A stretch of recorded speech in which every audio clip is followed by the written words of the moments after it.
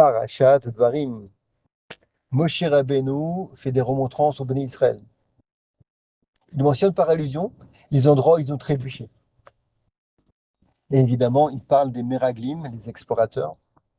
Le pasuk dit à ce sujet Ve'ayamim asher alachnu mikadesh barnea al asher avanu et nachal zared shloshim ve'shmonei shana. Le temps qu'il nous a fallu pour parcourir le fleuve qui s'appelle Zered était de 38 ans, qui correspond en fait à la période purgatoire après la faute des Meraglim. Alors sur ce, il y a un midrash épatant qui dit que il ne faut pas lire Zered avec un tav, un dalet, mais Zeret avec un tav, pour nous enseigner que le fleuve en question faisait 25 cm. Zeret, c'est la taille du pectoral du Kohen Gadol. Quand tu prends ta main, tu écartes le pouce au maximum de l'auriculaire, c'est un Zeret. Le fleuve faisait une demi-ama, 25 cm. Épatant.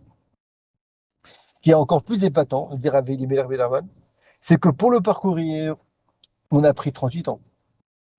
Et pour parcourir la mer Rouge, 3 millions de personnes, ça a pris quelques instants. Qui dit Rav Elimelech que le moussard, c'est pour nous enseigner que tout dépend que le beaucoup. Il est capable de faire des miracles grandioses en quelques instants. Et au contraire, faire qu'un geste très anodin, enjamber un fleuve, ça prenne 38 ans. L'essentiel, c'est de savoir qu'Akulboku, qui est Mashgiach, contrôle tout.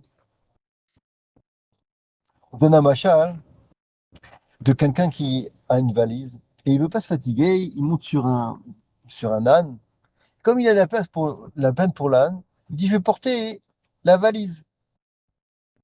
Mais en fait, il n'a pas compris. Parce que ça va rien changer. Qui c'est qui porte le tout en fait? C'est l'âne. Alors c'est un peu la même chose, les gens ils veulent contrôler.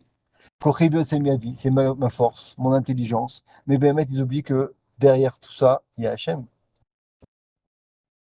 On va lire dans la paracha Echa, Esa, Levadi, Tochechem, Vasachem, Veribechem. Comment Moshe Rabbeinu il dit je vais pouvoir supporter le fardeau imposé par les Bnei Israël ou Masachem et leur discussion, leur réaction. Rachid explique qu'ils étaient des apicorsim.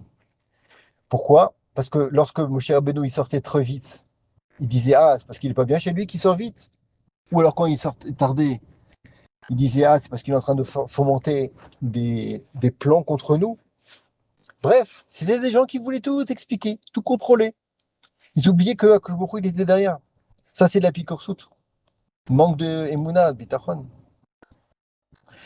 Dans la Haftara, on va dire, il y a un pasouk très connu et éloquent pour Tisha B'Av, préparation de Tisha B'Av. Yada, Shor, Koneo, un taureau connaît son maître. Vechamor et vous Be'alav. Un chamor sait où c'est qu'il mange. Et Israël, lo Yada. Malheureusement, certains Bnei Israël ne sont pas conscients de ça. Ami lo Bonan, mon peuple ne réfléchit pas. Il explique le Toldot, c'est un pirouche, que bon, Yada, Shor, Koneo, c'est connu, ça on comprend plutôt. C'est que même un Shor connaît son maître, alors que nous, des fois, non. C'est quoi la remontrance de un Hamor? C'est que le Hamor, lui, il mange, il réfléchit pas tellement. Il mange. Alors que nous, des fois, quand on parle de Parnassa, on fait plein d'ishtaluyot et on oublie Hachem. Même si on fait des tilotes, on sait que c'est lui, mais derrière, on dit c'est grâce à mon intelligence, à mon kavod, ma force, mon mahamad. Non, il faut être conscient que même ça vient d'Akomoru. L'Agmara dans Brachot, elle dit, à propos du pasuk, En tsur ke'elokenu. L'Agmara explique, En tsayar ke'elokenu. Il n'y a pas de peintre comme notre Dieu. C'est quoi la louange? C'est qu'en France, en ivrite, il y a une différence entre un tumuna et un tsiour. En français, c'est une photo et une peinture. Quand on fait une photo, alors voilà, on est intéressé que au portrait de la personne. Alors quand on fait une peinture, alors on s'intéresse et au portrait de la personne et tout ce qu'il y a tout autour. Le paysage, le soleil, les nuages, les arbres, tout, les oiseaux.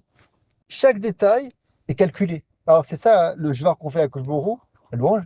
On dit à Koshboro, tu fais des événements, mais tout autour, il y a tout un une mise en scène qui est calculée au millimètre près. C'est ça le jvar qu'on doit faire avec le groupe, être conscient qu'il est derrière tout. Alors on est dans une période dans laquelle il faut travailler la sinatrinam, comme la Gemara dans Yoma a dit que c'est à cause de ça que le Beth Amidash a été détruit. Je vous propose l'explication très originale aussi du Gaon de Vilna, en rapport évidemment avec ce qu'on a dit. C'est que sinatrinam, c'est quoi?